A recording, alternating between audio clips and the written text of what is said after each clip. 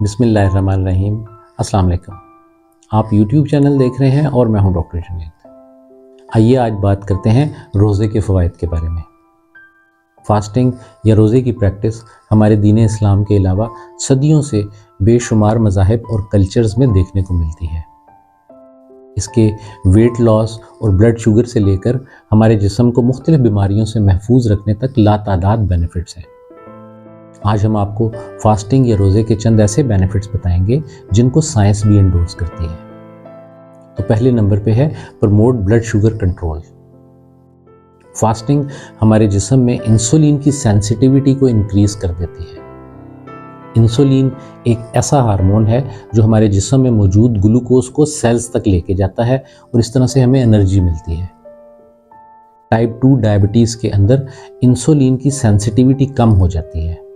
आप सादे लफ्ज़ों में यूँ समझ लीजिए कि टाइप 2 डायबिटीज़ के अंदर इंसुलिन की ग्लूकोज के मॉलिक्यूल्स के साथ बाइंड करने की सलाहियत कम हो जाती है।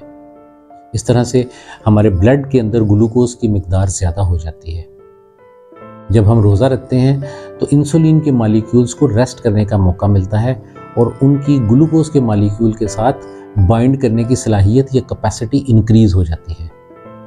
इस तरह से ऐसे अफराद जो डायबिटीज़ का शिकार हैं या शुगर का शिकार हैं, उनको अपनी शुगर को कंट्रोल रखने के अंदर मदद मिलती है। इसके अलावा ऐसे अफराद जो प्री डायबिटिक हैं, उनके भी डायबिटीज़ को डेवलप करने के रिस्क या चांसेस कम हो जाते हैं। सेकंड नंबर पे है फाइट विद इन्फ्लेमेशन। इन्फ्लेमेशन या सोजिश दो तरह की होती है, एक एक्यूट इन्फ्लेमेशन और एक क्रॉनिक इन्फ्लेमेशन। एक्यूट इन्फ्लेमेशन एक नेचुरल बॉडी रिस्पांस है टू फाइट विद इन्फेक्शन और विद द फॉरेन बॉडी, जबकि chronic inflammation serious medical conditions develop करती है, जिस तरह से हार्ट डिजीजेस हैं, कैंसर है या फिर रूमेटॉइड आर्थराइटिस है। इन्फ्लेमेशन के अंदर सी रिएक्टिव प्रोटीन्स इंक्रीज हो जाती हैं। रोज़ा रखने से CRP या सी रिएक्टिव प्रोटीन्स की मिकदार में कमी आ जाती है। इस वजह से क्रॉनिक डिजीज़ेस को डेवलप करने के रिस्क रिड्यूस हो जाते हैं। तीसरे नंबर पे है improve blood pressure and lower cholesterol levels. Heart diseases world wide एक लीडिंग काज ऑफ डेथ हैं। 2020 के एक सर्वे के मुताबिक annually 19 million death heart diseases की वजह से होती हैं और हार्ट डिजीज़ेस का एक major risk factor high blood pressure and high cholesterol level है। जब हम फास्टिंग करते हैं या रोज़ा रखते हैं तो एक तरफ तो लो कैलोरी इनटेक की वजह से हमारा ब्लड प्रेशर नॉर्मल रहता है और दूसरी तरफ हमारा मेटाबॉलिज्म ग्लूकोज से कीटोन्स पे शिफ्ट हो जाता है।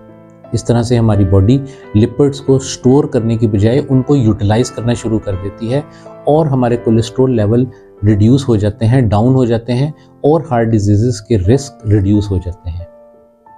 Boost brain functions. एक प्रोटीन है जिसे हम BDNF कहते हैं, यानी ब्रेन डिराइव्ड न्यूरोट्रोपिक फैक्टर। ये प्रोटीन हमारे ब्रेन के अंदर जो एग्जिस्टिंग न्यूरॉन्स हैं उनको सपोर्ट करती है और नए न्यूरॉन्स की डेवलपमेंट के अंदर मदद देती है।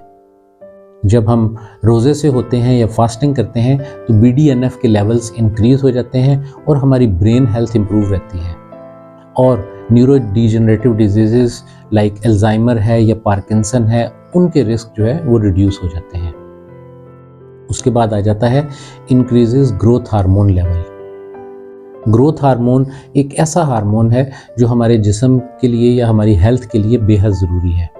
ये हमारे मेटाबॉलिज्म के लिए, हमारे वेट लॉस के लिए और हमारे मसल की स्ट्रेंथ के लिए बेहद अहम गर्दाना जाता है।